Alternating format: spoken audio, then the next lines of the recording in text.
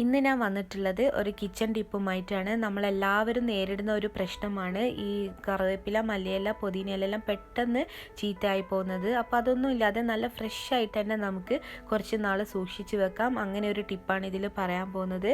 അപ്പോൾ നമുക്ക് വീഡിയോയിലോട്ടേക്ക് പോകാം.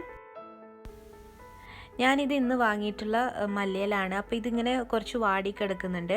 അത് ഞാനൊന്ന് കഴുകിയെടുക്കാൻ പോവാണ്. അപ്പോൾ ഒരുപാടൊന്നും കഴുകേണ്ട ആവശ്യമില്ല. ഇപ്പോൾ വേരൊക്കെ ഉണ്ടെങ്കിൽ വേരിൻ്റെ സൈഡിലുള്ള മണ്ണൊക്കെ ഒന്ന് കഴുകിയെടുത്താൽ മതി. അപ്പോൾ ഇതുപോലെ ഒന്ന് സെപ്പറേറ്റ് ആക്കിയെടുക്കാം.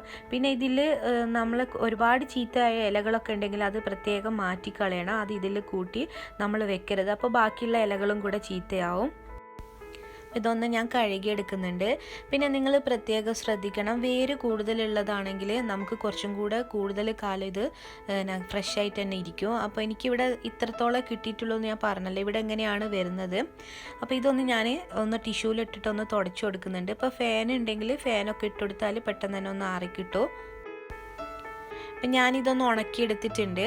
ഒരുപാടൊന്നും നമ്മൾ വെള്ളമൊന്നും കളയേണ്ട ആവശ്യമില്ല. അപ്പോൾ ജസ്റ്റ് ഒന്ന് ഫാനൊക്കെ ഇട്ടുകൊടുത്തിട്ടുണ്ടെങ്കിൽ ഒന്ന് ആറിക്കിട്ടും, അത്ര മതി.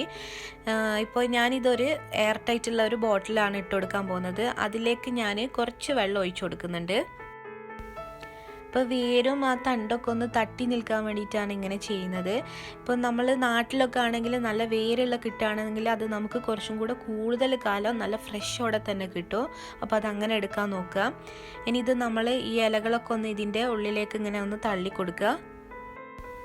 ഇത് നമ്മളൊന്ന് അടച്ചു വെക്കുക. നല്ല എയർ ടൈറ്റ് ആയിട്ടുള്ള ബോക്സ് തന്നെ വേണം. അതാകുമ്പോൾ നമുക്ക് കൂടുതൽ കാലം കിട്ടും. ഇതേപോലെ തന്നെ പുതിനയിലയും ചെയ്യുന്നുണ്ട്. പുതിനയില പക്ഷേ നമുക്ക് ആ മല്ലിയില കിട്ടുന്ന അത്ര ഫ്രഷോടെ കിട്ടൂല. കാരണം അതിന് വേരില്ലാതെ തന്നെയാണ് എല്ലായിടത്തും വരുന്നത്.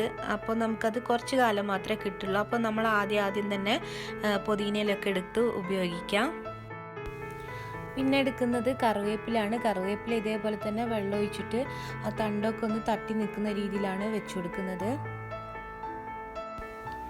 ഇത് നന്നായിട്ട് വാടിയിട്ടുള്ള ഇലകളായിരുന്നു ഇതിൻ്റെത്. അപ്പോൾ ഇതിൽ നിന്നൊക്കെ ഒരുപാട് ഇലകളൊക്കെ ഞാൻ വാങ്ങിക്കുമ്പോൾ തന്നെ എന്താ പറയുക വീണു പോയിട്ടുണ്ടായിരുന്നു. അത് ഞാൻ വേറൊരു പാത്രത്തിലേക്ക് മാറ്റി വെച്ചെടുത്തിട്ടുണ്ട്. അപ്പോൾ തണ്ട് ഇതുപോലെ ഇങ്ങനെ ആക്കി വെച്ചിട്ടുണ്ട്. അപ്പോൾ ഒരു 2-3 ദിവസത്തിന് ശേഷമാണ് ഞാൻ പിന്നെ കാണിക്കുന്നത്.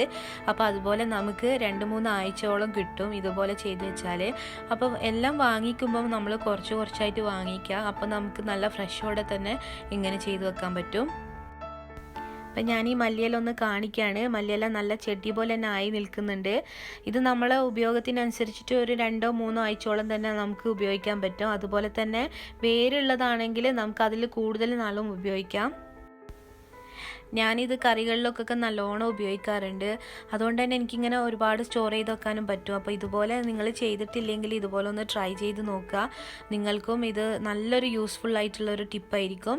അപ്പോൾ ഇതുപോലെ ട്രൈ ചെയ്ത് നോക്കുക. പിന്നെ എൻ്റെ ഈ ചാനൽ നിങ്ങൾ ആദ്യമായിട്ടാണ് കാണുന്നതെങ്കിൽ ദയവായി സബ്സ്ക്രൈബ് ചെയ്യണം. അതുപോലെ തന്നെ തൊട്ടടുത്ത ബെല്ലൈക്കണും കൂടെ ഒന്ന് പ്രസ് ചെയ്തേക്കണം.